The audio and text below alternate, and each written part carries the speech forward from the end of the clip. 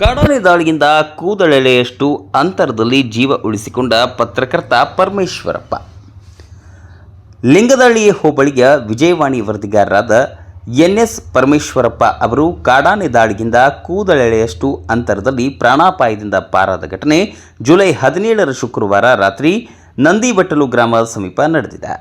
ಪತ್ರಿಕೆಗೆ ಸುದ್ದಿ ಕಳುಹಿಸಿದ ಬಳಿಕ ತಮ್ಮ ಸ್ವಗ್ರಾಮ ಜೈಪುರಕ್ಕೆ ವಿಕ್ಟರ್ ಬೈಕ್ನಲ್ಲಿ ತೆರಳುತ್ತಿದ್ದ ವೇಳೆ ನಂದಿಬಟ್ಟಲು ಗ್ರಾಮದ ಬಳಿ ರಸ್ತೆಯಲ್ಲಿದ್ದ ಭಾರೀ ಗಾತ್ರದ ಕಾಡಾನೆಯೊಂದು ದಿಢೀರ್ ಎದುರಿಗೆ ಬಂದಿದೆ. ಕ್ಷಣಾರ್ಧದಲ್ಲಿ ಪರಿಸ್ಥಿತಿಯನ್ನು ಅರ್ಥ ಮಾಡಿಕೊಂಡ ಪರಮೇಶ್ವರಪ್ಪ ಅವರು ಚಲಿಸುತ್ತಿದ್ದ ಬೈಕ್ನಿಂದ ಸುಮಾರು 10 ಅಡಿ ದೂರದಲ್ಲಿ ಮುಳ್ಳಿನ ಪೊದೆಯೊಳಗೆ ಹಾರಿ ತಮ್ಮ ಜೀವವನ್ನು ಉಳಿಸಿಕೊಂಡಿದ್ದಾರೆ.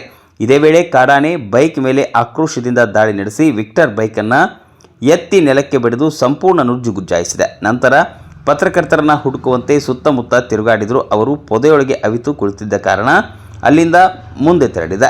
ಸುಮಾರು 5 ನಿಮಿಷಗಳ ಬಳಿಕ ಧೈರ್ಯ ಮಾಡಿಕೊಂಡು ಪೊದೆಯಿಂದ ಹೊರಬಂದ ಪರಮೇಶ್ವರಪ್ಪ ಅವರು ಆನೆ ದೂರ ಸಾಗಿರುವುದನ್ನು ಖಚಿತಪಡಿಸಿಕೊಂಡು ರಸ್ತೆಗೆ ಬಂದಿದ್ದಾರೆ.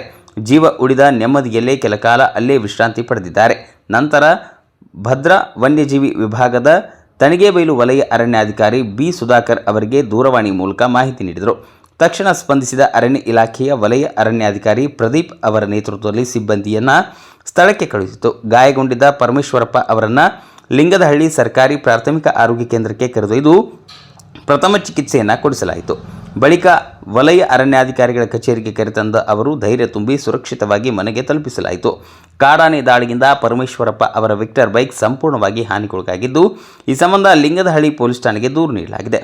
ಸ್ಥಳೀಯರು ನಂದಿಬಟ್ಟಲು ಜೈಪುರ ರಸ್ತೆ ಭಾಗದಲ್ಲಿ ಕಾಡಾನೆ ನಿರಂತರವಾಗಿ ಓಡಾಟ ಇರುವುದರಿಂದ ಅರಣ್ಯ ಇಲಾಖೆ ಸೂಕ್ತ ಮುನ್ನೆಚ್ಚರಿಕೆ ಕ್ರಮವನ್ನು ಕೈಗೊಂಡು ಸಾರ್ವಜನಿಕರ ಸುರಕ್ಷತೆಗೆ ಅಗತ್ಯ ಕ್ರಮಗಳನ್ನು ಕೈಗೊಳ್ಳಬೇಕೆಂದು ಆಗ್ರಹಿಸಿದ್ದಾರೆ.